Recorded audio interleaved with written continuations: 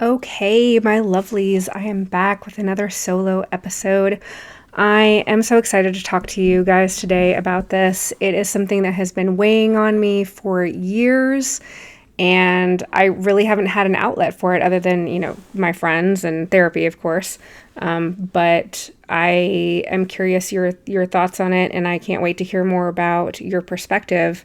My experience returning to work for the Seattle Police Department when I went back to work for them as a lateral dispatch supervisor from 2019 to 2020 for less than a year, and how I promptly got fired for using domestic violence leave, and how I was routinely harassed by my manager before I was fired. Oh yeah, yeah. No, you can't make this shit up. This is real life. The police department fired me for being in a domestic violence situation. Yes. Yeah, it has to do with what I talked about in episode 1. If you've listened to the prior episodes, you know a little bit about it. And it was because of the case with my mom, and I was supporting her, and I was her only support, her only family that she has left. And yeah, so it's a little dark, and so I want to provide you the trigger warning now that it contains more details about the case and more details about what happened from episode 1, which is a bit dark. And so I just want to provide the trigger warning at this time that this episode does contain some elder abuse, sexual assault, things that can trigger PTSD in some people, and events that caused me to develop PTSD, even secondhand. So it can even create secondhand PTSD in those listening. So just want to provide that trigger warning before we get into it. I also really appreciate everybody listening. Everybody has been so supportive of the podcast so far. Now that we're this many episodes into it, I just want to say thank you to the fans. Thank you to the listeners. Thank you to the followers. Thank you for sharing it. Thank you for liking it. Thank you for rating it. Thank you for following. Thank you for your comments and feedback. I do read and reply to as much as I possibly can, and I do get to the questions as much as I possibly can. I have a couple questions I'm going to be answering in this episode today from listeners of the podcast. So I appreciate y'all more than you know, and I just want to say thank you for showing up as your authentic self so I can show up as my authentic self. So without further ado, let's get right on into my case against the Seattle Police Department. And by case, I mean legal case. Like, I ended up suing the Seattle Police Department for harassment and termination for firing me for using domestic violence leave. And thank you for listening. If any of the story resonates with you, if you find yourself in a similar situation, or you've been in a similar situation where you've been harassed or unfairly terminated at work, it might be worthwhile to seek legal advice. Just an idea.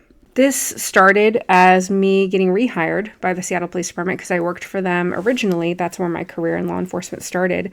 I worked as a dispatcher when I was 19. Yeah, I was 19 years old. Didn't know who I was, what I wanted, hadn't done any work on myself, didn't know anything about life, really. I mean, let's face it, I was 19. I wasn't even legal to drink yet. When I first started working at SPD, I was 300 some odd pounds. Like, who knows how big I was? I don't remember. I started there. And I was just so naive and, what do they say? Green under the collar, young under the collar, whatever the phrase is. I can't remember what the phrase is. And I got hired and became a dispatcher. Was really good at it because, I was taught in my household as a child, emotions are forbidden growing up. And so I was incredibly good at compartmentalization, which made me an excellent dispatcher. I was probably one of the best dispatchers, which I even have heard routinely, since. I mean, it's been years since I've dispatched, but I came back because they were offering me a $100,000 a year job to come back as a lateral dispatch supervisor, which was a newly created position that apparently the guild and union hated because they wanted people to rise through the ranks and they didn't want anybody to take away a position that their employees could have, ascended to, whereas somebody coming from the outside could just swoop in and take that position. But I guess management or the city or somebody decided to create this position, and one of my friends told me about it because she knew I was looking for a job, and she worked there still from the days that I had known her and worked with her previously from when I started at 19. I worked there from 2002 to 2008 originally, and left and pursued a career in dispatch closer to home. And long story short, I ended up dispatching way longer than I wanted to, and then went to law school and tried prosecution and found that was a whole lot of secondhand trauma as well. And I was like, okay, well, if I'm a supervisor, I won't be, exposed to firsthand trauma or really as much secondhand trauma either, because I won't be taking calls. I'll be supervising, and I won't be dealing with the same shit on the front lines that the dispatchers deal with. Like, basically, I rationalized it to myself, saying this is a $100,000 a year job, and it's something I'm good at, and I can easily do this. And I didn't enjoy my career thus far, and I was just working at a data entry job because I didn't want, the secondhand trauma or misery of the other jobs that I'd had prior to that after law school. So I decided, let's go back to work for SPD. And so it took nearly a year to get hired because working in law enforcement, any decent law enforcement agency is going to do a proper background, which takes a really long fucking time. And so that's how that went. So I ended up having that trauma happen, which happened in January of 2020, which I mentioned in episode 1. But for new listeners or anybody just tuning into this episode, I will give you a brief recap. So what happened was my mother texted me, and I woke up the next morning after having been at work working swing shift to a text message that said, my brother had assaulted her and she was in the ER. And I was like, oh God, what happened? And then I listened to my voicemail, and I had a voicemail from a homicide detective in Las Vegas where my mother and brother lived, and my oldest daughter lived as well. My ex's daughters, who I raised, my oldest daughter lived in Las Vegas as well, who had a tumultuous relationship, who had just, her biological mother and I had taken her child as a courtesy and favor and a huge help to her to take her kid while her and her husband worked on their shit, and while she was in institution for her mental health, and she was suicidal, and her husband wasn't helping, and her husband was making things worse, and there was domestic violence, and blah, blah, blah, blah, blah. Too much information about that story. But anyway, she wasn't capable of caring for herself, let alone for her child, and so her biological mother and I had taken her kid. And so when the homicide detective called and said there was, a SWAT call out and a standoff, I was like, oh shit, this is my daughter, and she's finally killed her husband, or vice versa, and oh God, somebody's dead, right? Like, this is the call that nobody wants to get, because someone's got to be dead. If a homicide detective is calling you, leaving you voice messages because I'm asleep and my phone didn't ring, and saying that there's a SWAT standoff and an incident, and I'm like, oh fuck, like what could this possibly be? Not having read the text messages from my mom at that point. And so I called him back, and he said, we're in a SWAT standoff with your brother regarding him assaulting your mom. And I'm like, no, you must be mistaken. You must be talking about my daughter. And he's like, I don't know who your daughter is. And does your brother have criminal history? I'm like, fuck yeah, he has criminal history. He's got multiple felonies and assault and all kinds of shit. And he's like, I can't find it. And I told him how to find it. And he's like, oh, do you work in law enforcement? I'm like, yeah, I sure do. I called my mom. She was in the ER getting a SANE exam. And I was like, no, Mom, no. I don't think you know what a SANE exam is. No, you don't understand. SANE stands for Sexual Assault Nurse Examiner. And she's like, yeah, I'm getting a SANE exam. I'm like, no. You said that my brother assaulted you. You can't be getting a SANE exam. That's a sexual assault exam. And she's like, yeah, I'm getting a SANE exam. He raped me. And I'm like, you gotta be fucking kidding me. That is insane. And little did I know there was history of him trying to rape her before. Maybe he did rape her before. Who knows? She's not credible. She's lied. She's got UBPD, excuse me. I can't diagnose. I'm not a mental health professional.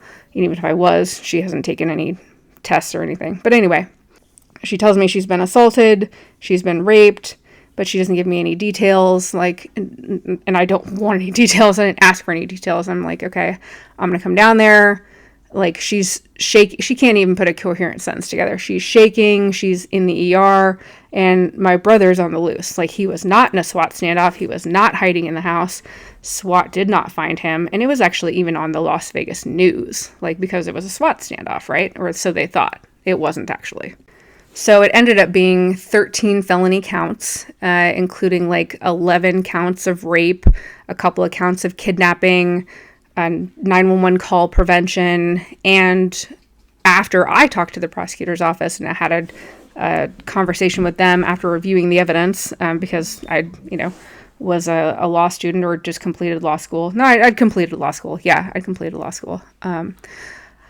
I said, it looks like you have plenty to charge DV strangulation here, which is a felony, like all the other felonies. But this one carries life without the possibility of parole. And all of the other charges are simply felony charges, Class A felonies or whatever they were. But none of them carried life without parole as a potential sentence, with the exception of DV strangulation. And he had smothered her to the point where she nearly went unconscious and she was starting to black out. And she relayed that to me, and he left marks on her face that he smothered her, because he smothered her with his palm and asphyxiated her multiple times. And he actually left marks to the point where he smothered her and to the times that he asphyxiated her.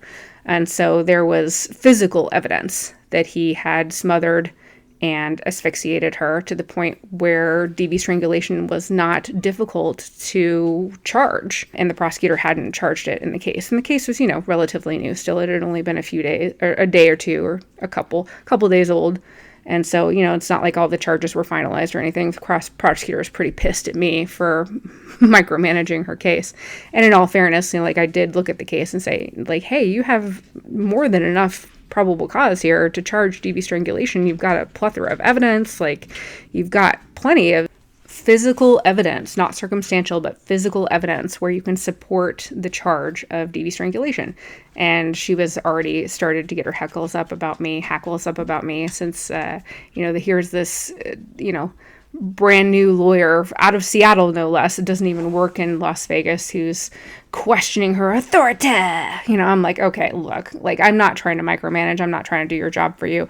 I am just making sure that my mom gets the best case management by the state. You need to prosecute him to the fullest extent of the law, because he's a danger to society. He's a danger to other people. He's definitely a danger to my mom and me, but I think he's a danger to the public in general. This is somebody who should not be free, because the things he did, the things that she told me, and I won't tell you these gruesome details, but some of the details that she shared of things that he did and said during and after raping her multiple times lended credence to the fact that he had plenty of experience raping women.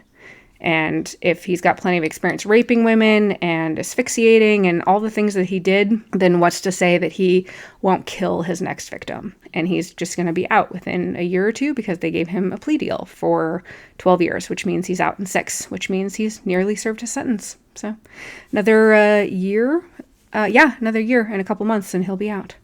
That's not disturbing at all. No, you can rape your mother 13 times, prevent her from calling 911, rip the Alexa out of the wall, break her cell phone, asphyxiate her, smother her, nearly kill her. Assault the shit out of her. It's not just that he raped her and asphyxiated her and smothered her and prevented her from calling. He beat the shit out of her, and he ripped her hair out. He did just horrible things to her. I called my boss after I talked to my mom about this, jumping back in time a little bit. I called my boss and I said, hey, my mother was assaulted. She's in bad shape. She is not doing well. I have to fly to Las Vegas on an emergency basis. I'm not sure when I'll be back. It'll probably be a couple days at least, but I just have to go. This is an emergency. And she scoffed at me over the phone. I could feel her rolling her eyes. She said, and then I was like, well, I wasn't going to share this, but actually he sexually assaulted her. He raped her. And she was like, yeah, okay. And that's exactly how she said it. And I'm not exaggerating. She said, yeah, okay. And I was like, you gotta be fucking kidding me. And so I have this overzealous boss who is narcissistic, as it turns out. I don't know if she's diagnosed or not. Just from my behavioral observations, she appeared to be classic narcissistic. I read this book about narcissism. I can't remember what book it was, but it listed 13 traits of narcissism, and she had 12 out of 13. And the only reason she didn't have the 13th trait is because I don't see her in her home life. And I was like, holy shit, she's classic fucking narcissist. And how people like this end up in positions of power and management, I don't know. So I'm trying not to take too long with the backstory here, but I reported to my boss. Long story short, I had to start taking domestic violence leave. I called HR and I talked to a lieutenant who's a sworn position in HR. And I said, hey, this is the scenario. Here's the police case number. And I documented an email, which I saved my personal email because, yeah, they hired a lawyer. I'm just saying. I'm just saying. So I saved every email, every single piece of communication I saved. My mother had court appearances. She had doctor's appointments. She had medical follow-ups. She had psych appointments. She had, mostly because I insisted she go to psych appointments, because after a week and a half of staying with me, she turned into not just her old self, not just her old abusive UBPD self, but she actually got worse, which, to be expected based on the trauma that happened to her and all the traumas that happened to her in her life. It's fucking Pandora's box. Like, she hasn't processed or dealt with anything that's happened to her. She's repressed her entire life, and she has a pervasive personality disorder because of it. But it's kind of surprising that that's all she has, to be honest, with everything that's happened to her. The shit that's happened to her, this trauma, this horrific, abhorrent, stomach-churning, unimaginable, sickening trauma that happened to her with my brother, not the worst thing that's ever happened to her. Yeah, I mean, that's just to give you an idea of the kind of horrible shit that's happened to her in her life. For her to only have undiagnosed borderline personality disorder, it's kind of a wonder. I mean, maybe she does have other things, like, who knows? She could be a smorgasbord of psych disorders for, some psychiatrist to have a field day with someday. Not that she's ever going to go get treatment. The point of this is that she became really abusive with me, and she was staying in my home. I brought her back to Washington because she couldn't be alone. Her house was destroyed by SWAT. They kicked in every door, every window. It was not livable. Like, she couldn't live there. I mean, she could have gone and stayed at a hotel or somewhere. She could have made other arrangements if she didn't have a daughter or didn't have anybody to take care of her. But, I did what I thought was best, and what I thought that any decent daughter or even decent family member, especially if it's your immediate family, even if your mom's nuts and abusive to you, and she was, I should say, we don't really have contact anymore, but she was abusive, I just would severely limit my contact with her back then. And so this, dramatically increased the contact. And for the first week and a half, she was so sweet and loving and grateful. Oh my God, you're the best daughter ever. And if you look up BPD, or if you know anybody with BPD, or if you've experienced any of the symptoms, they can be like this sometimes. You can be the person on the pedestal, or you can be the devil. And it's usually one or the other, depending on how severe their BPD is. So I was just the best daughter, and you're just the best thing that's ever happened, and what would I do without you, and I owe you my life, and I owe you the world. And she used to be an accountant, so I'll do your taxes, and I'll do anything you want me to do. Do you want anything? No, I don't need anything. I'm doing this because it's the right thing to do, not because I want some sort of reward for it. I ended up losing my job for it, but after like a week and a half, she turned right into her old spiteful, manipulative, covert, abusive self, which is another symptom of BPD or UPPD. It's usually done in private. It's usually where nobody can see, hear. And then one time my daughter the youngest daughter overheard my mom's abuse of me, and no one had ever heard it before. And it had been going on for years, and it would just, it'd sometimes get to these boiling points. But anyway, she overheard it one time, and it was so validating. She was like, I want you to know that I always believed you. But in this instance, I actually heard what she said to you, because the walls were paper thin in my little shitty apartment in Linwood. And she actually heard through the bathroom what my mom was saying to me. And she heard the abuse. She's like, I wanted you to know that I believed you all along. But this time I actually heard what the fuck she said to you. And that was fucking horrible. Like, you don't deserve that abuse. And I'm like, oh my God, someone heard it. I was so validated. It was such a validating moment. It was so great. I actually leaned on her way too heavily, and I leaned on her way too much emotionally for support during this whole thing with SPD, but especially with what my mom was putting me through. So I would go to work and I would get harassed by my manager, who started writing me up, and they just made up these bullshit offenses. They would write me up for not having proper passwords for services that I didn't need to access, and services that I didn't routinely use, and that supervisors didn't need to access, and the shit that I wasn't responsible for. And that was like one of the write-ups I received, and like a write-up for taking a double lunch break when I didn't. And I, said, hey, did you check the access card logs? Because we only work in a secure facility. Like, did you bother checking? Well, no, and we're not going to, but we're going to write you up anyway. I'm like, do you fucking hear yourself? Like, is this even, can you even do that? Can you write me up? And, I never worked in employment law. That's not my field. Like, and that's not what my, past experience was in. Wow, like this is just atrocious. And the answer is yes. Like they can just write you up for whatever they feel like. They can fire you for whatever they feel like. I was on probation, but you know what they can't fire you for is a protected class. What they can't fire you for is for taking domestic violence leave. They can't fire you for is for having a disability. Yeah. So those are just a couple of the examples of the bullshit write-ups I got. I got a whole bunch of bullshit write-ups. Like, I was getting these ridiculous written reprimands that just didn't make any sense and were easily disproven as complete bullshit. And I'm like, did you look into this or did you just make this up? And basically they just fucking made it up, and they didn't care that they were lying through their teeth. And then as it got closer and things got worse, I reported to OPA, which used to be called the Office of Professional Accountability. And then apparently that was too complicated for the police department or the general public or whatever. They decided to change it to the Office of Police Accountability. And I'm like, the fuck? It's okay, whatever. So I called them before I was fired, as I was being harassed. And I'm getting it on both ends at this point. Like, I'm being harassed at home. I'm being needled. I'm being manipulated. I'm being psychologically and subtly, just like the tension and the anxiety and the misery from my mom is what I get at home.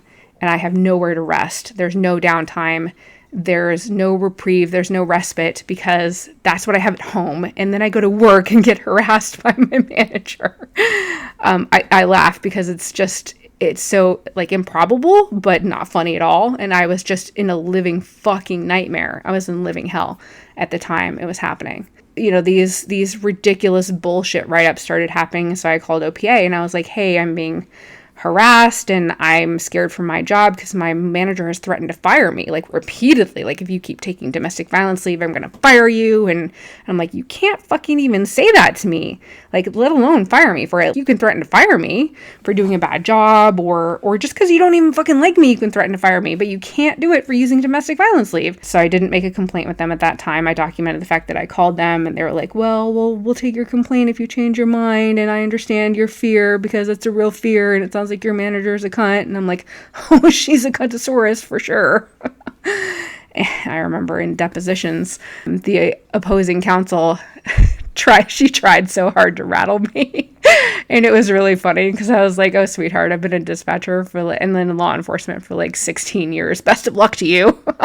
But it was so funny because she was trying to startle me and rattle me and get the best of me. Like she wanted to see what kind of witness I would make and how I would act in court and that sort of thing. And that's, part of what depositions are for, not just fact-finding information missions, but to see like, oh, is this person going to make a good witness? Are they going to lie? Are they going to be a shitty witness? And it turns out all the city witnesses, every single one of them lied under oath, completely perjured themselves. And I mean every single one of them. And my attorney, the primary attorney on the case, just ripped them to fucking shreds. And it was just validating and a joy to be present for. And I tried to tune in, since, COVID, I tried to tune in to every single discovery meeting with the city and with the city's witnesses because they were lying through their fucking teeth and they had been coached so much.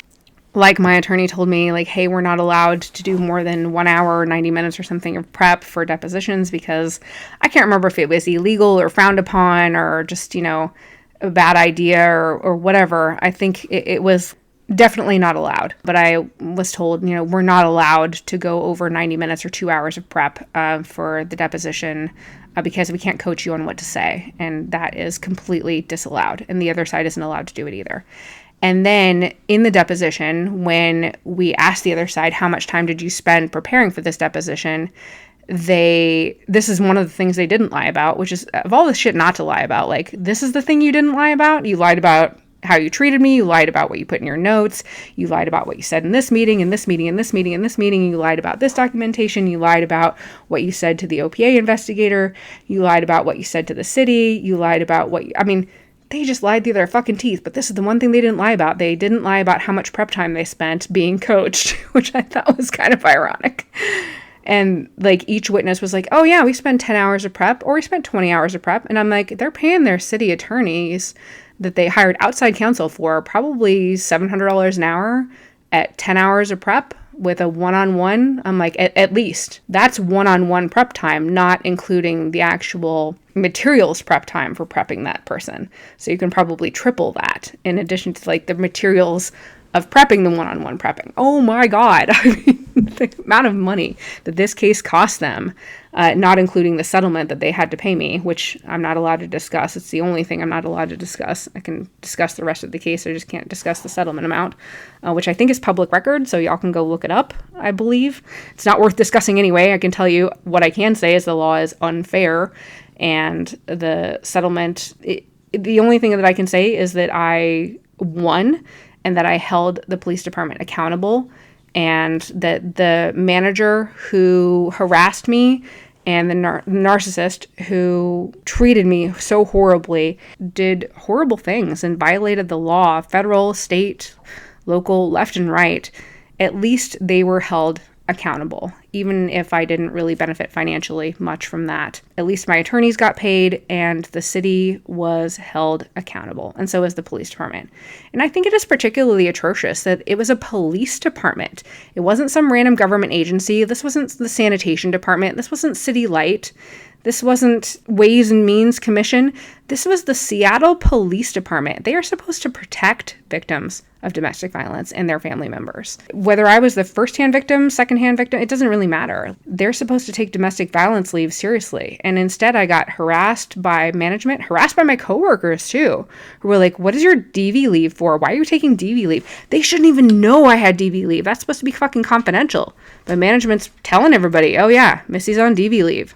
So again, long story short, I made a complaint with OPA, and then after I was fired, I did formalize a complaint with them, with OPA, and I formalized a complaint with the city as well, with Human Resources. And it's funny because this is before I officially sued them. I had already talked to an attorney about this case, but I had made these complaints like immediately after being fired because I was like, this is ridiculous. I was fired.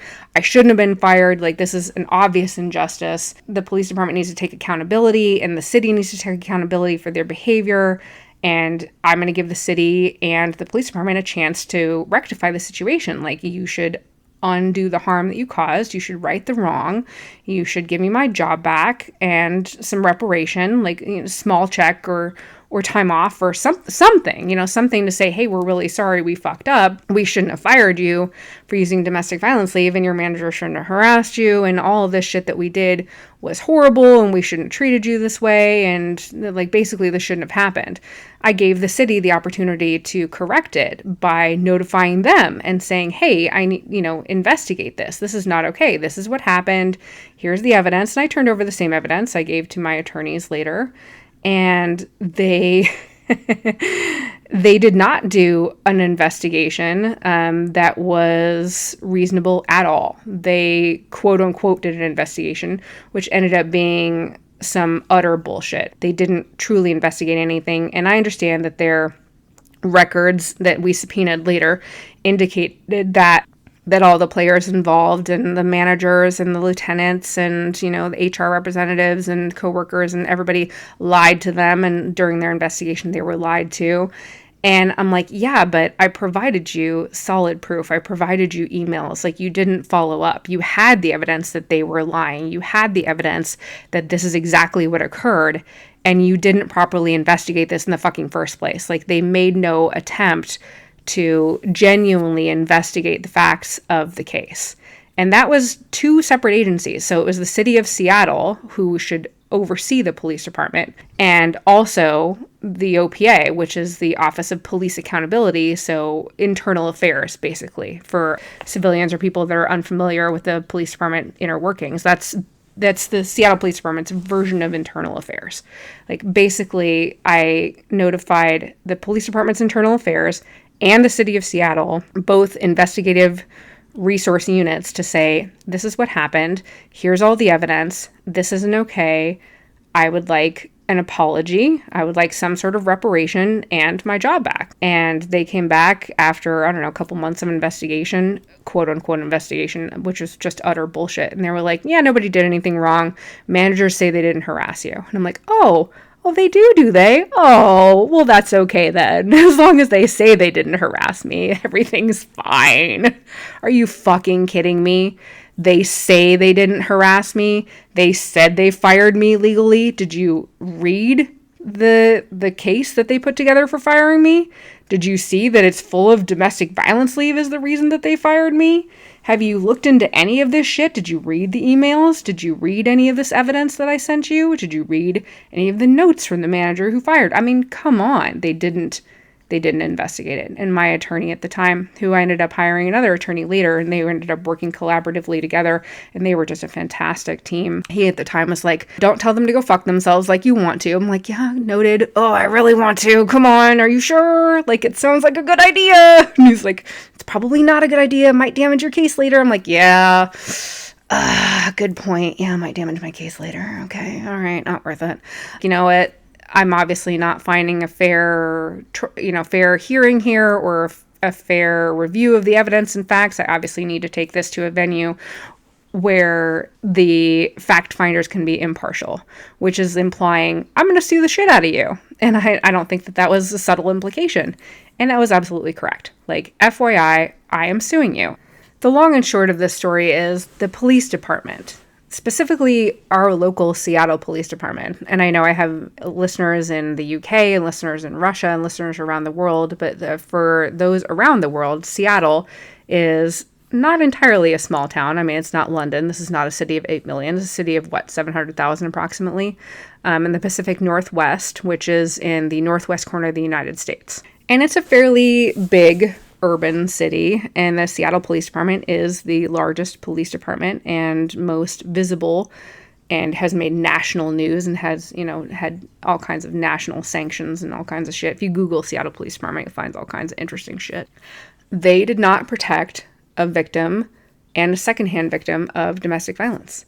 They didn't care that their employee, who had faithfully served them for 6.5 years prior, who had a good reputation, who left on really good terms, like who was a faithful long-term employee and who had had nothing but commendations while working. Even in this stint, I got nothing but commendations from patrol while working for them. The only negative issues I had was from the manager that harassed me on a regular basis and her cohort manager who just followed her around like a puppy and went with whatever she said and was like, yeah, she said that, so yeah, that sounds good.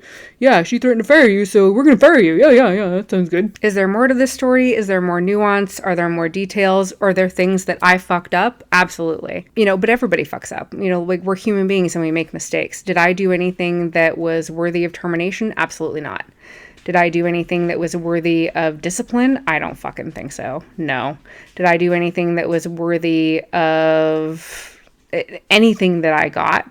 No, not by a long shot. So if you were an intelligent woman that has ever worked in an office environment, workplace with a hierarchy, I think you can probably relate to part of the story and just, the part of the story that relates to being persecuted or being harassed or being intimidated by a boss or a coworker, usually a boss, somebody that finds you intimidating or too smart or too intelligent or too much of a threat to them, and they start harassing you or get you to quit or cause problems or gang up against you or form a clique or whatever. I mean, if you are an intelligent woman that has worked in a workplace where someone that is maybe less intelligent than you, but more manipulative or with a personality disorder, narcissistic, whatever, outranks you, you have probably experienced something along these lines. Obviously, the domestic violence leave is very specific and it's a very individual case, but I have talked to so many intelligent women who have experienced almost identical experiences with bosses who have been intimidated or threatened by them. And men just don't go through the same thing, at least as in my experience of the men that I've talked to when it comes to having male bosses when women are particularly threatened, especially by other women. So in my case, it was a female boss and my experience exceeded hers. My degree outranked hers, and boy, she was threatened. She even said it to me on day one. So you got a law degree, huh? You got a law degree? Like, yeah.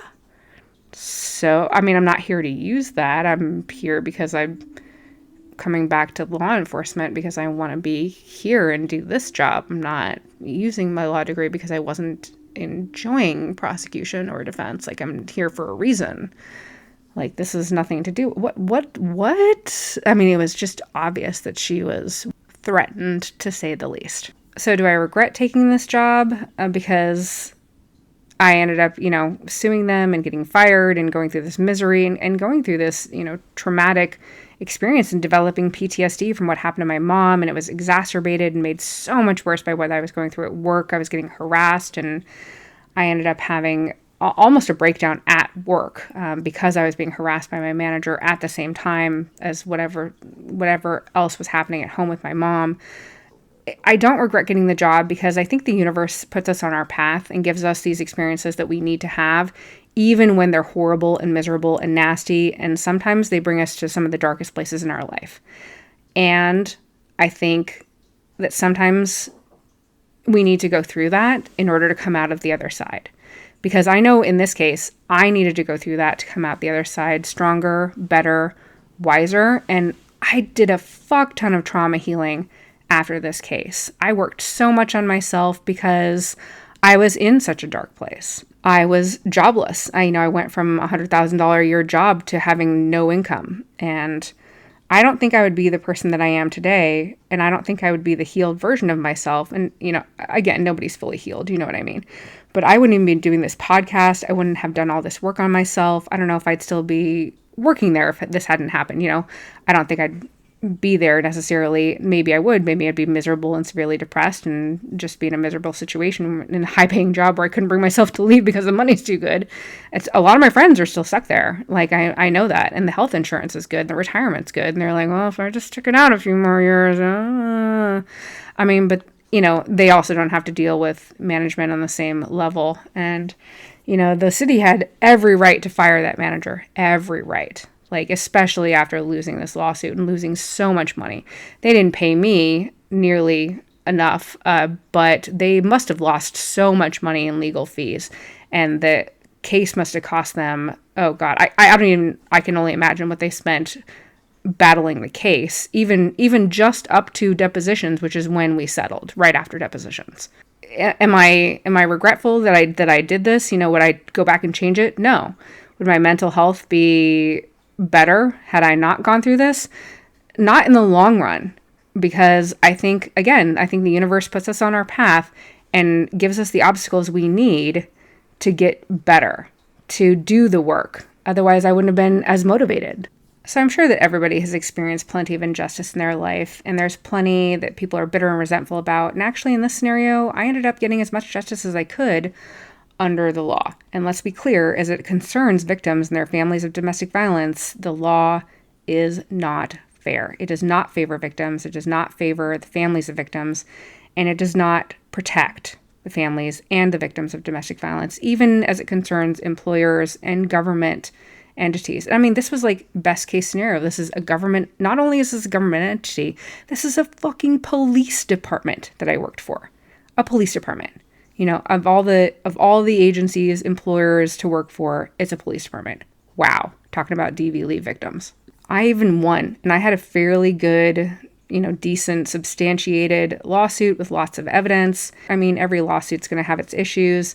And there were, no exceptions to my lawsuit. I'd made mistakes and I was not a perfect employee. And there were things that they were like, hey, we didn't like that you did this and did this and did this. And I'm like, yeah, okay, I fucked up a little bit here and there. But there was nothing egregious and nothing big and nothing worth firing me for, nothing even worth disciplinary action, in my opinion, and likely in my attorney's opinion as well. But I couldn't really speak for them. I will say that the city was smart. They did hire outside counsel because they looked at the city attorneys and they were like, oh no, they're not competent to handle this. Our city attorneys are not capable of handling such a niche area of the law, domestic violence leave, or, just protected leave in general. And defending a lawsuit against that, that's not a good idea. So, but I did prevail, and my attorneys reminded me, and I do wholeheartedly agree, just holding them accountable was winning. But because we did hold their feet to the fire, we did hold them accountable, we did cross-examine them under oath. My attorneys ripped those fucking liars apart. And I mean every single one of them lied under oath. The lieutenant, the managers, the HR representative, who I guess she was the only one who did get fired, and she was less culpable than the manager. The one manager who harassed me on a regular basis, she was the most culpable, absolutely. The main attorney on the case, my main attorney, she just eloquently, professionally, with grace, ripped them to shreds. And it was so gratifying because I knew I was right. She knew I was right. And I'm sure the city, and I'm sure that the police department, and I'm sure the managers, I'm sure everybody knew I was right. And they just lied through their fucking teeth. They just didn't want to be held accountable. And they just lied every step of the way. It gave me a sense of justice. She was right about that. My attorney was right about that. Like, this is my justice. Like, this is their version and the way that they are held accountable, which I loved. And she was right. So I am so happy that I was able to share this with you and I was able to be vulnerable with you guys. I appreciate you being here for me. I didn't forget about the listener questions that I've received so far. So a listener asked about an episode they were listening to about how I was talking about how new experiences in travel help to heal trauma. And the question was, do I think when people feel intense wanderlust desire, in reality, it's their soul telling them that they need the healing, that they crave the healing that travel offers? And I think it can. I think there's trauma that needs healing when someone feels intense wanderlust. I think it can be a deep desire to explore the unknown, which can actually come from security. And that can come from a feeling of being secure with oneself and having spent enough time healing. Or, I mean, it depends on the person, of course. Counterintuitively, I think it can come from the desire to escape one's problems, one's past, one's trauma, one's feelings, people, creditor, whatever the problem is. But that is this girl's opinion. Again, not a mental health professional. This is my opinion as a layperson, someone who's doing the work in the trenches with you. Since being securely attached gives you the freedom and flexibility to explore the world around you as kids or as adults, it can be a secure trait, or it can be a form of escape to want to travel. Hopefully, it's used in a healthy way to help heal versus escaping problems, which are just going to wait for you when you get back anyway. Like, let's be clear about that. Your problems will be there when you get back. All right. I know this episode was a trauma story heavy. I don't forget those travel tips in every episode. So travel tip number 1 for this episode, take screenshots of your maps. That can be super helpful if you're relying on Wi-Fi spots, if you're not using eSIMs or you're not swapping out your SIM. If you're just relying on Wi-Fi spots, screenshots are helpful. But additional caveat to this particular tip, this is a lengthy travel tip. Pro tip, Google Maps often works offline a lot of the time. But, and we like big butts, but we cannot lie.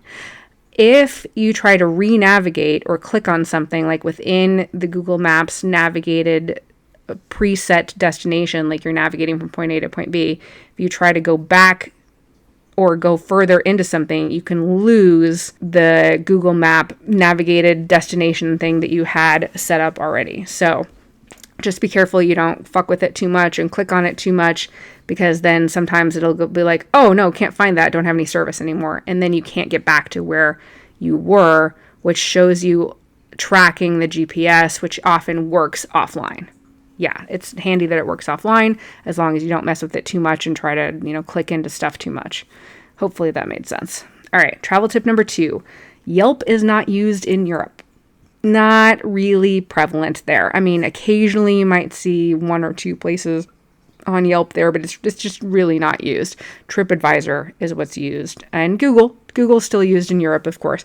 Google is used pretty much worldwide. Google and TripAdvisor. That's what I use for like restaurants and research. And I'll give you guys, travel tips in another episode for other websites for more specific research. But travel tip number 3 for this episode, don't take too many dressy clothes and waste space in your luggage. Obviously, I mentioned those vacuum bags as tips in the past, and that's great. But it doesn't mean overpack. It means still be careful and selective with what you bring. And if you are going on a 2-week trip and this is not a business trip, this is a vacation trip, like, and you don't plan on going out to fancy dinners or meetings or whatever, and you don't need dressy clothes, maybe pack one nice looking outfit or one dress or one pair of slacks and business shirt, or, whatever suits you.